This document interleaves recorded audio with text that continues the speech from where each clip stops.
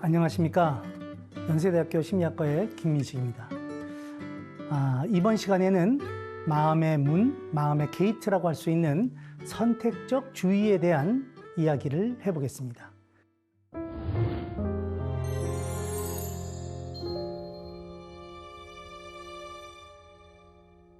앞서 저는 여러분들에게 우리 인간의 마음을 정보 처리 과정으로 이해할 수 있음을 언급한 바 있습니다.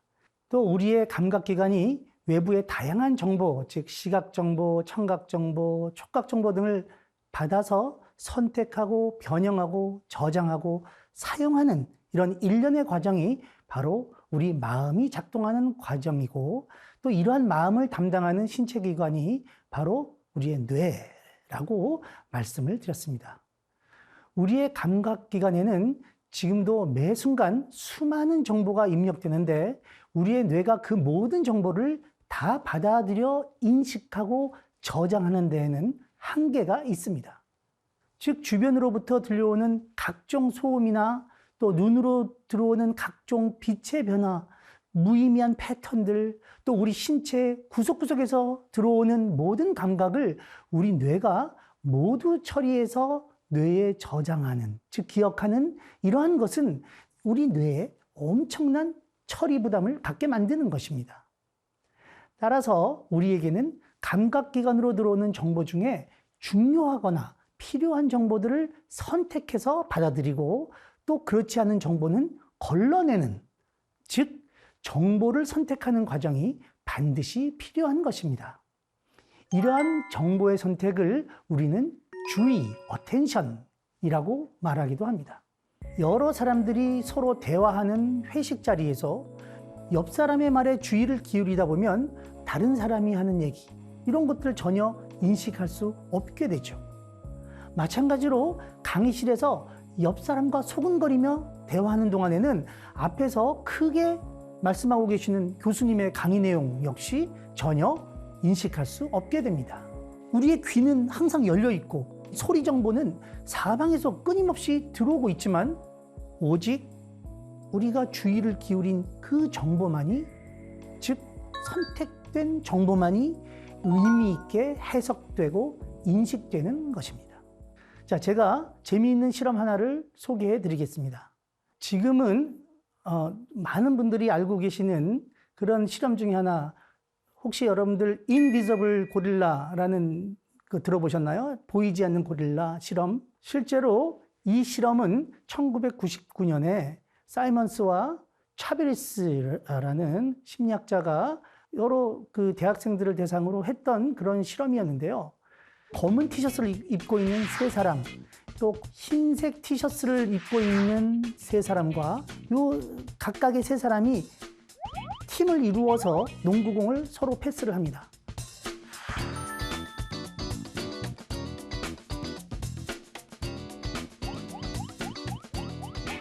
그 사이로 고릴라 한 마리가 지나가는 그런 실험, 자신의 눈앞에서 고릴라가 지나가는 것을 다수의 그 실험 참가자들이 인식을 하지 못했다는 것을 발견했습니다.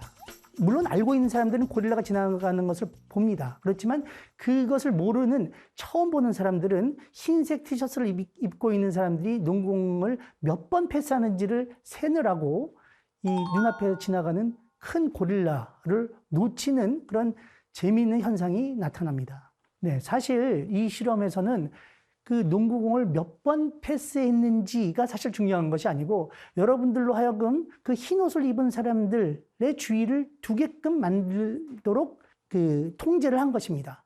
청각뿐만 아니라 시각적인 정보의 선택 기전 역시 이렇게 자기가 주의를 기울인, 즉 선택한 정보만 인식하고 분명히 내 눈앞에서 어떤 큰 물체가 지나가는데도 인식하지 못하는 이런 일들이 일어나는 것이죠.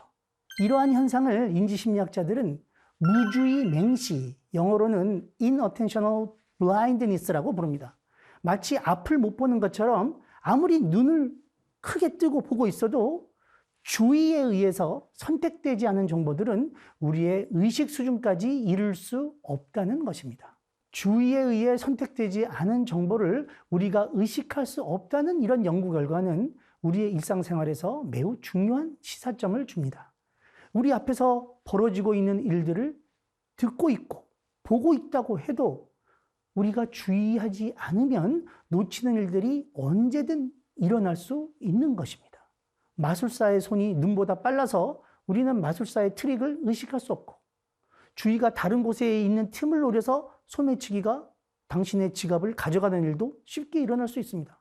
사람들의 주의를 다른 곳으로 돌려서 감추고 싶은 비리나 실정을 국민들이 눈치채지 못하게 할 수도 있겠죠. 주의를 통해서 우리는 무엇인가를 찾고 또 경계도 하고 또 특정한 대상에 초점을 맞추기도 합니다.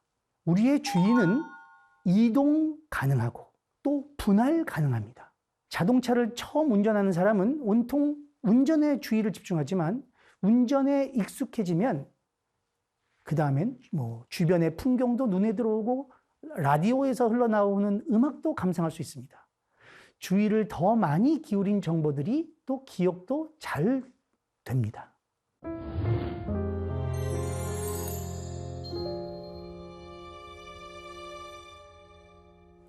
우리의 주의는 크게 세 가지 방식으로 작동하는데요. 첫 번째는 외부의 감각기관이 두드러져서 순전히 그 자극의 특성으로 인해서 주의가 그쪽으로 향하는 경우입니다. 가령 주변에 큰 소리가 나거나 혹은 갑자기 어떤 물체가 툭 나타나면 우리의 주의는 우리의 의도나 생각과는 상관없이 그 자극의 주의를 뺏기게 되는 것이죠. 즉, 그 정보가 자동적으로 선택되는 것입니다. 이러한 주의를 바텀업, 영어로는 바텀업이라고 하는데 우리말로는 상향적, 아래에서 위로 간다고 해서 상향적 주의, 혹은 비자발적 주의, 혹은 외인성주의라고 부릅니다. 우리의 의도와는 상관없이 우리의 주의를 포획해가는 방식입니다. 갑작스러운 소리나 혹은 갑작스러운 물체의 출현은 우리의 주의를 포획해서 위기 상황에 빠르게 대처할 수 있게 도와줍니다. 위급한 상황에서 비상구 표시가 번쩍거린다면 사람들의 주의를 자동적으로 끌어서 비상구를 향해서 대피할 수 있게 도와주는 그런 방식인 것이죠. 하지만 여러분들이 도로에서 운전을 할 때 갑자기 번쩍번쩍 현란한 전광판 광고가 있다. 그러면 광고주 입장에서는 광고 효과가 크겠지만 운전자의 주의를 빼앗아서 운전의 위험 요소로 또 작용할 수 있고요. 자, 두 번째 주의 작동 방식은 우리가 어떤 목적이나 의도, 동기 혹은 계획 등을 가지고 특정한 정보에 주의를 기울이는 그런 방식입니다. 영어로는 탑다운, 위에서 아래로 간다고 해서 우리말로는 하향적 주의라고 부르고 혹은 자발적 주의 혹은 내인성 주의라고 부릅니다. 많은 사람들이 대화하는 소란한 공간에서도 우리는 누군가가 하는 이야기에 의도적으로 주의를 기울일 수 있습니다. 또 복잡한 거리에서 누군가를 찾거나 그 사람이 다른 사람 틈으로 이동하는 것을 따라서 주의를 이동시킬 수도 있습니다. 어떤 장소에 누군가가 나타날 가능성이 높다라는 것을 우리가 알고 있다면 그 사람을 찾기 위해서 그 특정한 위치를 유심히 볼 것입니다. 우리가 갖고 있는 지식이나 의도에 의해서 이런 하향적 주의가 작동되고 있는 것입니다. 최근 연구에서는 우리가 어떤 생각을 하고 있으면 그 생각의 내용과 부합되는 대상들로 주의가 이동되는 것을 보여주고 있습니다. 가령 여러분이 붉은색을 머릿속에 떠올리고 있으면 주변에 붉은색 물체들이 더 쉽게 주의를 끌게 되고, 또 파란색 생각을 하고 있으면 파란 물체들이 여러분들의 주의를 끌게 되는 그런 식이죠. 혹은 여러분들의 배가 고파서 먹을 것을 생각하고 있으면 다른 사물들보다 음식이나 음식 사진들에 주의가 가고, 또 누군가를 생각하고 있으면 그 사람이나 혹은 그 사람과 유사한 사람이 더 쉽게 주의를 받을 수 있게 되는 것입니다. 어떤 생각을 많이 하느냐는 그 생각과 관련된 정보들에 대해서 더 많은 주의를 기울이게 만들고, 그 정보들이 다른 정보들보다 더 많이 선택되고 저장, 즉 기억되고, 또 결국 사람들 간의 다양한 개성과 견해차도 이래서 만들어 나가게 되는 것입니다. 이것이 바로 우리 생각의 순환 구조이고, 평상시에 어떤 생각을 주로 하고 어떤 정보에 많이 노출되는지가 중요한 이유이기도 합니다. 주의가 작동하는 세 번째 방식은 우리가 그동안 반복적으로 경험하고 학습한 규칙이나 확률에 근거해서 자동적으로 주의가 향하는 경우인데요. 이러한 종류의 주의를 습관적 주의라고 부릅니다. 특히 이 주의는 무의식적으로 발현되고 또 한 번 학습되면 쉽게 사라지지 않는 그런 특성을 지니고 있습니다. 습관적 주의에 대한 연구는 비교적 최근에 활발히 이루어지고 있는데요. 제 실험실에서 수행한 연구 예를 하나 들어보겠습니다. 실험실에서 참가자들에게 모니터에 나타나는 여러 문자들 가운데서 특정한 문자, 예를 들면 T라는 문자를 찾는 과제를 계속 수행하는 그런 상황을 한번 상상해 보시기 바랍니다. 참가자는 이런 과제를 수십 번, 백수십 번 계속 반복하는 그런 상황입니다. 만일 찾으라고 하는 그 T라는 문자가 모니터의 어떤 영역, 가령 우측 상단에 자주 나타나게 되면 참가자들은 그 문자가 얼마나 자주 그 위치에 나타나는지 전혀 의식하지 못해도 참가자들의 주의는 그 위치로 빨리 향하게 됩니다. 일단 이러한 경험이 반복적으로 일어나면 찾으려는 대상이 더 이상 그 위치에 자주 나타나지 않아도 우리의 주의는 그 특정 위치로 쉽게 향하는 일이 그렇게 지속되는 거죠. 이러한 발견은 비단 시각에만 국한되는 것이 아닙니다. 일상적으로 하는 우리의 많은 행동이나 판단 중에는 과거 반복된 경험에 의해 무의식적이고 자동적으로 우선 선택하는 정보들이 있을 것입니다.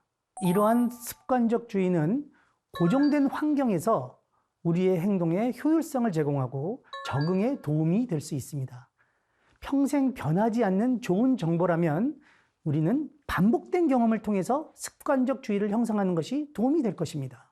하지만 상황에 따라 가변적인 정보라면 어떻게 해야 되죠? 과거의 가치가 현 시점에서 유지되는 것도 있지만 그렇지 않은 것들도 비일비재합니다. 환경이 변화된다면 낡은 유물로 남아서 흔히 나 때는 말이야 이런 얘기를 계속 남용할 수도 있겠죠. 만일 어떤 행동이 지속적으로 부정적 결과를 나타내고 또 안 좋은 피드백으로 돌아온다면 우리는 객관적인 데이터에 근거해서 서서히 자신의 행동을 바꿔보려는 노력을 해야 합니다. 그리고 이러한 노력은 마음 먹는 것만으로는 성공하기 어렵습니다. 왜냐하면 우리의 마음은 의식적인 마음도 있지만 많은 부분 무의식적으로 작동하는 마음이 있기 때문에 그렇습니다. 그 세 가지 주의의 방식, 그 중에 바텀업, 뭐죠? 상향적 주의, 이거는 어딘가에서 큰 소리가 나고 갑자기 뭔가가 출현하고 그러면 자기 마음대로 되지 않는 거죠. 그 다음에 또 다른 한 가지가 뭐였죠? 습관적 주의. 습관적 주의도 자기 마음대로 되지 않는 주의라고 말씀드렸습니다. 자기 마음대로 될 수 있는 주의는 오직 탑다운, 하향적인 주의 하나죠. 따라서 여러분들은 본인이 어떤 의도를 갖고 있고 이것이 뭔가 자동적으로 계속 무의식적으로 굴러가게 하려면 어떻게 해야 됩니까?